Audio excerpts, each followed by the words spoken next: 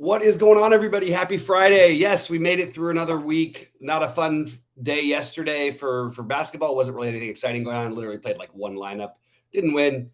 Uh, it's a much more interesting slate tonight. And we have all this golf that just who knows what's happening. But all of my guys are, other than Adam Scott, who's just, was Adam Scott in that I got a Hideki'd after lock. Other than that, I'm just absolutely on fire. I mean, Kazire was a priority for me. He's 4 under. Obviously, my favorite play was Fleetwood. He's my highest owned player. He's obviously leading. Neiman, 40%, 35-ish%, I think I have of Neiman. It's been great. Hopefully it continue. It's going to be really weird to watch these guys play in the conditions that are about to come hit them because it looks like the weather's going to be really bad. So that's my golf stuff. I'm going to start off before I look at anything in chat. I'm going to go through guys who I consider priorities tonight. So priorities on DraftKings, Martin Sengun. You don't have to play Martin, but I'm probably going to. And I'm going to play Sengun. That's just not happening. I understand if it busts, I'll just lose. But there might be a lineup you find without a Sengun in for me, but it's going to be hard. Graham or Alvarado, who's ever starting, I still think the line on that game looks really fishy. I don't really understand why they're not more of an underdog in this spot. But Graham or Alvarado, Joval, Herb Jones. If you're not going to play Jones, you can include Murphy or Hayes in case of foul trouble. Luka or LeBron as spend-ups. Booker is my favorite non-spend all the way up, but spend up. And then one of LaMelo, Bridges, and Rozier, I think are really solid plays. And I love KCP and or Kuzma going back to LA. Like all those spots. So that's what I'm sort of deciding between tonight in terms of my priorities on DK. Other guys I will be filtering in. Trey, John Collins, Nick Batum, Kevin Porter Jr., Marvin Bagley, Kelly Olynyk. It's a weird one. Boston Revenge. Sorry, guys. I got a little bit of sniffle still. I can't shake this thing. I had it forever, and I still can't shake it. All of the other Houston guys, I said KPJ, but Eric Gordon, Jalen Green. Somebody's going to have games, even in a bad matchup. Like, it's just not possible for it to all evenly distribute and it only be Sengun. Like, I just don't think so. So I like the idea of taking shots on those guys. Love Mitch Robb. Can't seem to quite fit him in every build I make, but I really like him. I'm going to try to force it a little stronger. Desmond Bain as a long shot play and Ja Morant. Those are my long shotty guys. On FanDuel, the priorities are Herb Jones, Sengun, Devontae Graham, Kleber or Powell, Joval, Bridges, Rozier or Ball. Ball probably being the best one on FanDuel, but I do like Bridges too. LeBron, Luka, Porzingis. Those are all separate guys I like. Dinwiddie, Bullock, Barnes, Fred VanVleet, or Siakam. I wouldn't play all three of those guys, but I do like playing at least one of them. And then Reggie Bullock is just like if you need that 3,800. I need to blow my nose. So sorry about this, guys. Give me 1 second. No, it's not the best thing to do, most professional, but it's driving me nuts.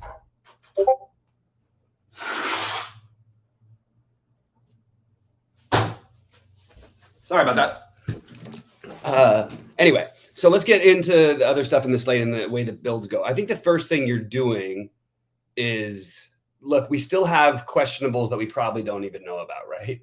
So I don't think you need to delay because you need to avoid these early games, you need to wait. But really, these early games aren't all that interesting unless we get a bunch of guys out for Minnesota, which doesn't look like it's going to happen. So I'm going to skip by the Minnesota-Orlando game for the most part. I understand anybody who wants to take a shot on, especially Edwards on FanDuel. I guess I should include him as one of the plays. I don't care. You could show me a bunch of 20s from him. It means nothing. The upside is 60 plus, and to play him on owned is always really, really cool. So I just am always going to take shots like that. So he's a guy I'll filter in, I guess, on FanDuel. But nobody else really stands out to me. And on Orlando, everybody, I could make an argument for Carter, Wagner, Suggs. I just am not going to do it. You know what I mean? There's just too many other things that are happening. And you have the blowout game with Boston and Detroit, likely a blowout, not necessarily guaranteed, but I think after Detroit beat them, that Boston will find their better game here tonight. If you wanted to include, Cade Cunningham or Sadiq Bey, I have no problem with that. I'm just not doing that myself. No problem with any Celtic. Not going to do it myself again. Robert Williams, kind of oddly like my favorite get weird play of the Celtics. I don't mind Horford either. Grant Williams, maybe being questionable, and if he's out, I don't know, that could open up some more run even for the two main bigs. So I'm open to it. Everybody, Jaylen Brown, Jason Tatum's expensive, but he's really coming into his own, and I don't think this is anything fluky. I think you're going to see a lot of 60s out of him going forward. He's put up 60. He's put up 50 in a more 3 and 4 straight. He put up 60 plus in the last 2. Again, you kind of want this game to stay a little bit close, though, if you're playing. The Clippers are the Clippers. I love playing them and speculating on the value in their late games, especially because they always sort of seem to have somebody who sits. But I just can't quite get there tonight. The only one play I do like is Marcus Morris on FanDuel, especially. He kind of just fits into some of my builds. And he has a ceiling, as he just showed in the last game. You're going to get a lot of bad results out of him, but it's a great matchup. And Morris is, talented enough to where if he gets a little bit hot early on, he's going to keep shooting. 40 fantasy points definitely feels like a possibility for him. So I guess you can include him. Trae Young and John Collins, my only level of interest from Atlanta. That's pretty much it. And then everything else is going to be the later game. So most of my lineups are going to be built with a core of games starting at 8 Eastern. So that's my sort of quick rundown. Let's talk about some specifics. Let's say what's up to everybody. We got Rody in chat. Major thing, even if we don't win tonight, we want Rody to take down the big one. Take down the championship this week. So he's at the live final. We got to support our guy. So we hope Rody wins. Whether any of us win, that's all a great bonus. And we can win ours and he can win his. But hopefully Rody does take that one down. Mark says, good luck to everyone. Mark, appreciate all the great work. Mark's been amazing helping develop the site. We're getting so many things done. I'm actually comfortable to say it now on air. I didn't want to say it. So we're partnering we have an agreement in place with SaberSim, and we are going to be offering SaberSim's product in a very near future. So that's literally going to happen next week. So we're really excited about that. A big shout out to Mark for that one and all the other team here at TrueDFS. We're really starting to grow, and it's exciting. All right. Let's see what else we got. Who's going to win Rody $1 million tonight? So I gave my favorite plays over there. FanDuel priorities the same. I went through my FanDuel priorities. I'm happy to do it again. There's a lot of them. It's a good multi-entry slate and a terrible multi-entry offering from FanDuel as tournaments go. They did not give us good options for the things. Herb Jones, Şengün, Devontae Graham, one of Kleber or Powell, Jonas Valanciunas, one of Bridges, Rozier, or Ball. Ball will be the highest owned, but is a great play. But I like all of those guys. One of them is what I would do.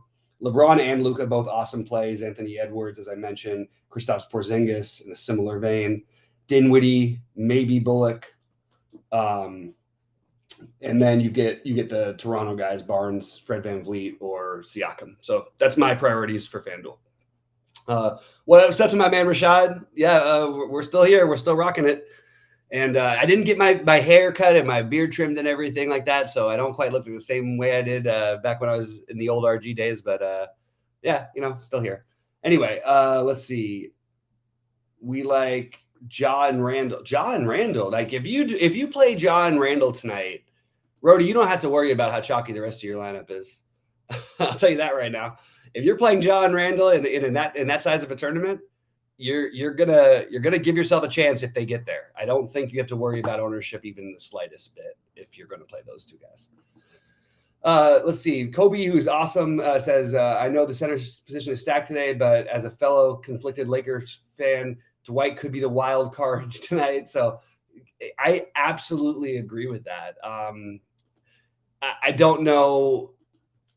I don't think they start him is my guess. I don't know. It's an interesting. I'm trying to think of a pivot you have late. You don't really have like a direct pivot from Dwight, who may play 0 minutes. It's an awesome, like if you're playing 150, you can throw him into 1 or 2 maybe, but I don't know. That's a tough call. Like, and hopefully that for you, the Lakers release their lineup early tonight. Probably not going to happen, but you can hope for that. Other guys who I didn't mention, who I'm throwing a little bit of on FanDuel, especially, is Mike Conley, like Donovan Mitchell on both sides. But I would rather this ownership has got to be wrong, right? Something has got to be broken when Donovan Mitchell is cheaper and projected to be 3 times as high owned as Devin Booker. I love Devin Booker tonight on DraftKings.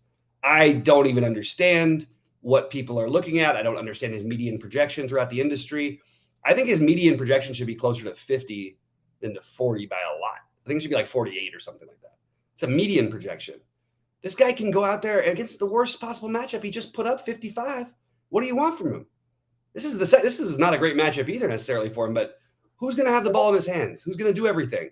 What was weird about last game was that they did let Cam Payne run a lot of the one, and Devin Booker only had a 23% usage rate, which is a little bit alarming considering he was over 30 in the other games without Paul.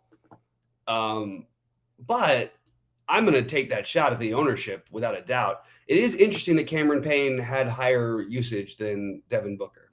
I don't think that's necessarily going to be the case tonight. So that's my thoughts. Again, I love you can play Kuz at low ownership, not crazy low, but low. And you can play KCP and you can run it back with LeBron. Boom. I like that little as a little mini stack, and also gives you opportunity to make some adjustments. All of that stuff. Like there's a lot in by playing the later games that you can get an advantage from. So that's what I'm going to do. All right, so let's keep looking and see what else we got. Pop in some questions, pop in your thoughts. We don't have sheets today because it's a Friday. We know we lose that guy on Fridays, but let's get into it. All right, let's see. The next, I'm looking, just making sure I'm not missing any updates. All right, looks like we're all good. And what do we got in here? Do I like any wizard? Sensei Jay and I are like in lockstep. I always answer Sensei Jay's question right before he asks it. So, hey man, we're on the same page. I do like KCP. I do like Kuzma. I don't think I'm getting to anyone else. I certainly can understand an argument being made for other guys like Porzingis on FanDuel. Sure, 6K. That's fine. Actually, I think the clever thing would probably be to play him on DraftKings. But, I think. I don't know. I think it's just KCP or Kuzma. And if you did want to make the Dwight play, I guess if he doesn't start, maybe you could take a shot on Corey Kispert. I don't love this, though. This is just trying to think of that very creative idea by Kobe Farrell. Is it Kobe for life? I guess we're just going to call it Kobe for life. Look, nobody loves Kobe more than I do. And I'm getting the impression that our boy Kobe in the chat is always feels the same way. Luka is so you're talking about, so I don't know if the ruler's talking to Rhodey or me. Austin Reeves or Najee Marshall, neither one is my answer. Certainly can make a case for both. You got to see if Najee Marshall starts. Yeah, you can play Najee Marshall if he starts. I don't think he'll start. You can do it. And then I don't even know where that question. I'm just trying to figure out I don't know why you would need to build a lineup and try to include either of those guys. Like, you definitely can always make a case like for Reeves. He's gonna get more and more minutes. He can hit shots. He's been over 23 games in a row. So I guess Reeves would be the answer, but I don't really like it. I guess that's who you switched from Dwight to either Kispert or Reeves if you leave 300 or subtract 200. That's what I would do, I guess. I don't love the Reeves play, but it's one of those plays but it's going to work sometimes just because he's on the court. And if he makes, 3 or 4 threes, boom, you're getting your 20 plus fantasy points. Maybe that's good enough if you're pairing it with other value, but neither of those are priorities for me at all.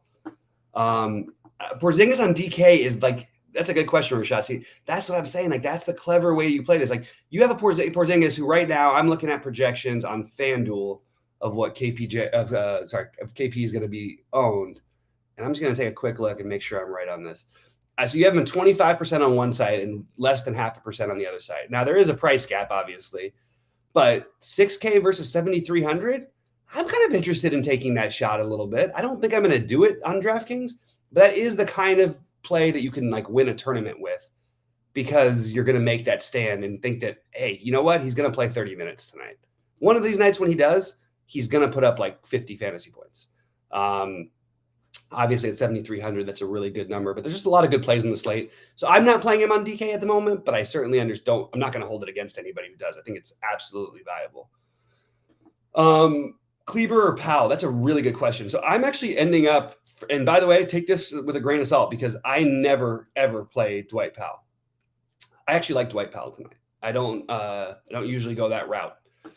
I think Kleber is the end. The way I'm playing on DraftKings and FanDuel. I guess I'm playing Kleber on DraftKings and Powell on FanDuel. It's that's the way I have it ranked. I have Powell ahead of Kleber, which doesn't feel good. I like Kleber better as a player, as a producer, all the things. But assuming that everything goes the way it goes, and both have significant, like very easy bust paths. But I'm giving a little bit of the nod to Powell myself on with the price difference. Now I wouldn't leave 600 on the table and play Powell, but if I was going to leave 600 on the table and I was deciding between Powell and Kleber, I would just play Kleber then. But if I'm just factoring in all the price and everything, that's what I would do. All right, let's see what else we got. Projections hate Towns. It's a good reason they hate Towns. Don't look at his recent numbers as any sort of indicator of anything. They're completely like on FanDuel. Absolutely, you can play Karl-Anthony Towns. That's way too cheap. But there's just everybody's too cheap on FanDuel, so you got to take it again, grain of salt. But why do we need to play Karl-Anthony Towns at 10-7 as at a pretty good center position on DK? So this better be an only FanDuel play for me because honestly, if you're gonna, we run into that same territory, right? Where if you're gonna play Towns, now it's a fine matchup, it's fine. These are not guys who are gonna lock him down or anything like that. But it's not like some crazy thing. I mean, even as great as Towns been, to pay off this price, he's hit that number twice in the last 25 games. Like, I don't know, 22 games. I don't know if we should really be doing that. Like, it just feels like it feels like reckless, especially being an early game. So I think Towns is a very reckless play on DraftKings, in my opinion. It would take like a ceiling game with everybody healthy, more guys that have been healthy in forever for this team. And now is when we want to play him. Just doesn't make a lot of sense to me. Of course, you could just always make the argument, yeah, he could go off. Of course, he could always go off. That's never going to change. Just never. But there's no logical basis for playing Towns tonight, in my opinion. You do have the early lock with Rhodey, so being an earlier game doesn't really affect that. Gobert or Valanciunas, now we're getting into it. That's my talk. I love both. So when I'm playing them on DraftKings, I'm playing them together. I prefer Joe Val, but I really like this matchup for Gobert. I think Joe Val is the answer, but if you have like a chalky build, actually they're going to be similarly owned. I prefer Joe Val, but I really like Gobert, so that's a tough one. Really like both of them. On FanDuel, I have more Joe Val. On DraftKings, I have like the same, and they're literally in the same lineups together because I think they're both tremendous plays. So that's where I'm at. All right, Sheets is going to be posting a Sheets soon. Yeah, Sheets is Rhodey's slate is smaller. Rhodey, ask some slate specifics. Let's get into it. Let's talk about some plays that you can use to get a little creative. It's a weird slate up from what I hear for you guys. So playing Towns actually makes a lot more sense on that kind of a slate, obviously, than it does on a full slate. But is your last start time? Let me get this right. I'm going to guess that your last start time is 8 Eastern, and tell me if that's correct. Because if so, we can sort of shift things a little bit and talk to you about maybe some ideas that we could run through for trying to win this $1 million. 7 games, so 8 p.m. Okay, so then I think it actually does bring Towns more into play because you're skipping LeBron, and you still have the Luka play in a great matchup, but that could be a blowout. So I'm more okay with it by far on this earlier slate thing, especially with it locking right away. I hate that they do that, DraftKings and FanDuel. Like when they do that at live finals and you get a guy who's not starting or ends up out or something, such nonsense. Like really such nonsense. I want Rhodey to win this and prove me wrong, I actually have had some really good live finals before. But I think live finals, especially getting multiple tickets, are probably the worst EV bet in the industry. Trying to get tickets for them are literally like you're making more money doing everything else. It's sort of like parlaying in other things. Also, they're spending money on the accommodation, the things like your entry is only worth like probably like 1/3 of what your value should be. So it's just something to keep in mind if you guys are into playing live finals. Now, if you want to go to one, absolutely play up, jam them in, go for it. I have no care about that kind of thing anymore, so I'll throw a lineup in every now and then, but it's just not the way I've played too long and too much DFS to where and positive EV. I mean, literally, you could win one, and in the next 10 years, if you're still playing DFS, it still may not even cover the entries you for trying to win satellites. So I really don't advise spending big money on trying to get to finals. But having said that, with Rody at the live one for $1 million, let's go. Let's get it. Let's get our guy to take it home. Okay, so do you think Dinwiddie goes off even if Luka does too? Yeah, I think that they both could. It's a great matchup, so I think you could play them together. It's a good question. But yeah, you could definitely play them together on FanDuel. I will be doing some of that, so I have no problem with it. Pivots, you can play Mike Conley at 600 less than Dinwiddie, maybe upgrade somewhere else. Maybe you have like a Conley, I don't know, Conley and Powell versus Kleber and Conley and Kleber versus Powell and Dinwiddie. I think you could make that as a really good 50-50 who's going to outscore who. I think it's a really, really close call.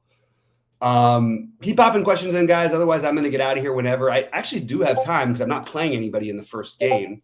But maybe we can help Rody a little bit more to take this thing down. Maybe there's some clever plays I'm not thinking about here. So, some other guys from the earlier games that I wouldn't be looking at for the main slate myself. I like Trae Young. I would prefer Trae Young versus Towns. But I think that again, it's a little bit of a price thing. On FanDuel, for example, I prefer Towns versus Trae Young. But still, pretty close, actually. Both are good plays, though, on FanDuel. Let's see, what else have we got in the earlier ones? I guess you could say Reggie Jackson on FanDuel makes some sense at 7,500. On DraftKings, I don't think I'm going to get to him at 84. You've got... Yeah, I mean, a lot of stuff I don't like. I like the Celtics guys that are in the earlier games. And then obviously the New Orleans-Charlotte game. But one thing that people aren't going to do is play Terry Rozier. And it's very interesting to me that it took all of one bad game from Terry Rozier for everyone just to forget he existed. He put up 50 in a row, three consecutive times before that. Another really good matchup here tonight. Don't forget about Scary Terry. He's not going to go 5 for 17 from the floor every night. Turn that 5 into a 9 and you already have a decent game. And if you turn it into what he's been doing in general, you have a monster game out of Rozier. So I do think you can incorporate a run back if you're going to play. Let's say you want to play Herb Jones, Devontae Graham, and Jovel. I think it's very viable, by the way. I think you could run it back with LaMelo, Rozier, or Bridges very comfortably. I don't even mind the weird Mason Plumlee play who was in my initial build. They, against teams that play sort of the double big things like Boston, he just played 30 minutes in the same matchup against Boston, the same type of a matchup. Now, when there's not really a big or sort of not, whatever, you don't see him play as much. But against Cleveland, 28 minutes. Meanwhile, you got him projected for 24 minutes. But against these types of teams, we've seen the writing on the wall that he tends to play more minutes in these situations. So there's a clever play that can maybe get somebody home, including the early slate. The Knicks, Mitchell Robinson is a phenomenal tournament play. Like, I can't emphasize this enough. It might be nothing tonight, but Mitchell Robinson could absolutely go nuts in this type of pace against a team that turns the ball over, against a team that get their shot blocked. And by the way, they're a really good team, but they do all these things. RJ Barrett's fine. There's a lot of fine plays. I'm just not using. I'm focused more on Houston with a Luka or a Dinwiddie run back. I'm focused more on the Pelicans with any of the three Bridges, Rozier, Melo run back. But I don't mind if you want to go a different direction and play some of the other guys. I'm not having to because I can include the later games like the Lakers and Devin Booker, which Rody doesn't have the luxury of doing tonight. So it's probably interesting to think about this stuff. The worst play on paper is another phenomenal tournament play, and that's Darius Garland. This is a terrible matchup. No two ways about it. But Darius Garland plays good in terrible matchups. And I'm just going to read you his actual numbers, his last games. His usage rate with the current situation they have is at 36%. It's third in the NBA. His production, 13 assists, 10 assists, 19 assists, had the 1-4 assist game in the bad game against Charlotte, but where he actually almost brought him back and he missed his fourth quarter run because they got blown out. Darius Garland's going to play like 38 minutes. It's not a good matchup. I keep saying this, but like Darius Garland can put up 60 or 70. We've seen it. We just saw it twice. And nobody in the planet is going to play Darius Garland. It's an awesome play. That's an awesome GPP play. Again, I'm saving it more for my larger field stuff because you can't play everybody. So I want to stick to my core and mix some of these guys in. Do Van Vliet better than Ball on FanDuel? That's a really good question. I actually think it's really close because if I'm using 3 players from New Orleans, I'll play Ball instead of Van Vliet. If I'm not, I would play Van Vliet, but I would gulp because it's very, very, very close between those two for me. Hayes or Powell on FanDuel? I don't think it's a real conversation. I don't know how you get to Hayes or Powell. So explain that one to me because they're completely different prices. Powell's $3,800. Hayes is what now on FanDuel? I know he's not that cheap. So I would never be leaving $1,000 on the table to start off with. Oh my God, Hayes is 4K on FanDuel. I didn't even realize that. Yeah, I think you could make a good argument that for tournaments, Jackson Hayes is a better play. Both massive downside risk. The one thing I'd say is that it's a good kind of a matchup for him. That's a really good question. I think I'm playing more Powell, but I'm not going to say that's even right. In general, that's mostly wrong. It's the bodies missing and the Powell, like if they play the same minutes, we should expect a pretty similar result. That's a really good question. I did not realize that they made Hayes 4K on FanDuel. I literally I went through all my plays, all my everythings, and somehow Hayes snuck by me. I think the answer, I still like Powell, but that's really close. The fact that I'm saying it's this close probably means maybe go with whatever your instinct is because I didn't consider because I didn't see the upgrade in situation for Hayes specifically, even with all these guys out. With Powell, I can actually see more potential run for him alongside Kleber because Kleber's the other best defender, so they'll play him at the court. And on the court, he can guard the 3, 4, 5. He can actually guard some ones.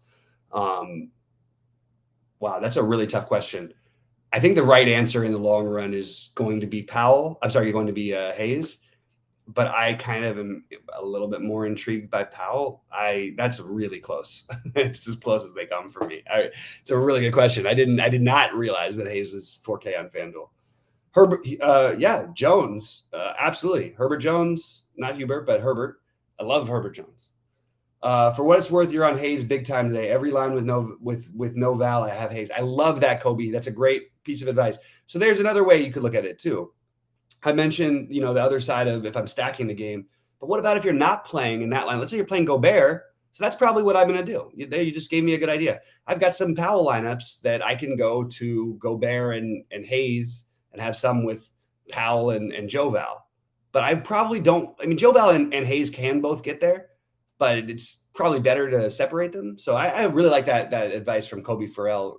Kobe for life. We'll call him that for right now. All week about Randall and that Barrett play is not bad. Yeah, dude, you know what, Rhodey? I love it. I support it. I think it's a really, really bold stance to take. I do like the idea of Julius Randle here, and on FanDuel, he's much more enticing at 8,600. On DraftKings, it's harder for me to get to that 9,800 price tag, but I kind of like that idea. I'm a little worried because I like Memphis minus 9.5 in this game. That's the part that would worry me a little bit.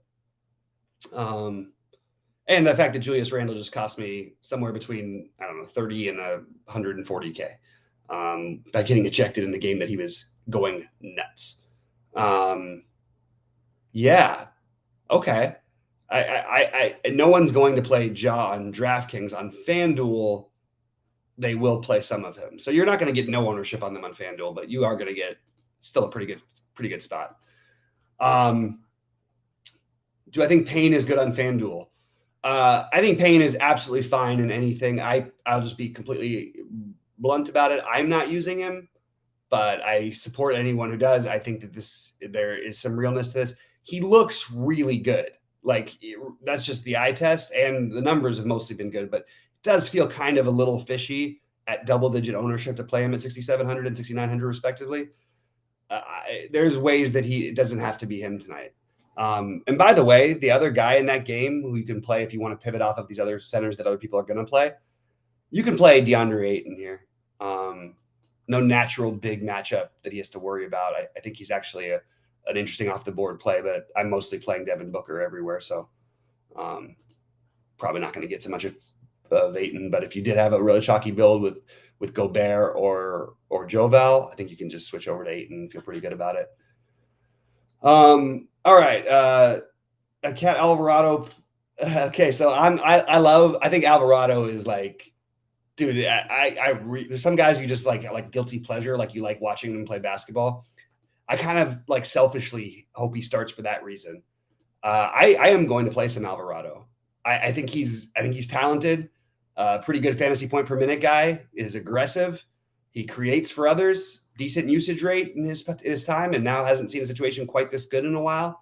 I think we can go ahead and take shots with Alvarado for sure, whether he starts or not. So I do like Alvarado, but I don't think it's a priority. It's just a guy I'm going to be mixing in. If I'm not going to play Devontae Graham in the lineup, Jose Alvarado will most likely be in that lineup. All right. Basically, that's basically it. Thanks a lot, Jazzy J. Guys, really appreciate everything. Please hit the like button. We really appreciate it.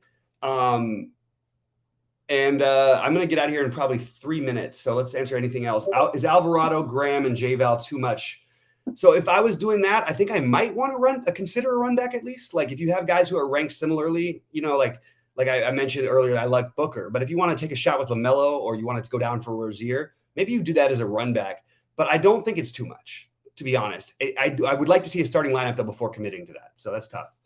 All right, let's see. Yeah, Alvarado and Graham, absolutely, they're okay. I would rather not ideally have them in the same lineup, but it's totally fine. They can both get there, especially we don't know the starting lineup yet, so it's hard to know, man. I like Tatum. He's more than I'm going to pay for him in a game that I'm worried about staying close, but it wouldn't surprise me at all if I look down later and he's got 60 fantasy points in the game at the end of the game. Is Bane okay? Thanks for calling me Babe, Dunbar. No, I'm just kidding. Bane is okay all the time, and this is no different. It's not a particularly standout situation, but when he's below 7K, I think you can just always comfortably take shots. Like that game against New Orleans the other night, he could have put up like 50 or 60. Like he really could have. He just didn't get the minutes because it was over. I like Bane. I'm not playing a bunch of him in total honesty, but I think he's an interesting pivot off of some of these other names, like Bane versus Payne. It's not to rhyme. I think Payne probably has the higher median score.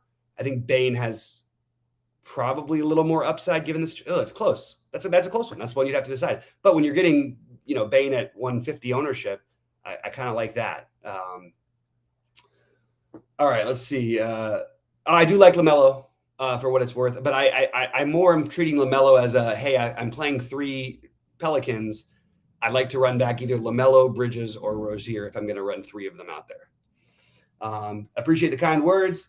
Let's see what else we got. I think we're going. Yeah, hey, you know what? If you want to hedge, I'm all for it.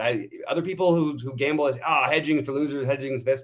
Hedging is smart. It's just smart betting. If you're going to win a parlay for $500,000 and you don't want to like hedge by putting or cash out, don't need to cash out, but like you don't want to hedge by putting 50,000 or 100,000 on the other team, at least to get something back for your 16 to 1 or what people do. Always get a little hedge in. I'm on that page. So LaMelo is your bring back. That's awesome. So but again, I like a little Rozier. I think Rozier you're going to get really low ownership. And I think that Miles Bridges is about to do something big. I just don't know what night it's going to be. It's always like that with him. It's like every 5-6 games you get like a 55 out of him. I feel like this is the kind of environment that could be. Hey man, I really appreciate the kind words, Jazzy. I really appreciate all you guys being around here. And obviously, if you're not in Discord, get in Discord. Please like and subscribe and all that nonsense. And I'm gonna say good luck to everybody. I will be in Discord till the end, so I can answer questions up till whenever. I don't have anybody who starts until 7:30 Eastern, so I got a little bit of time. Let's make some money tonight, guys. Good luck, everybody.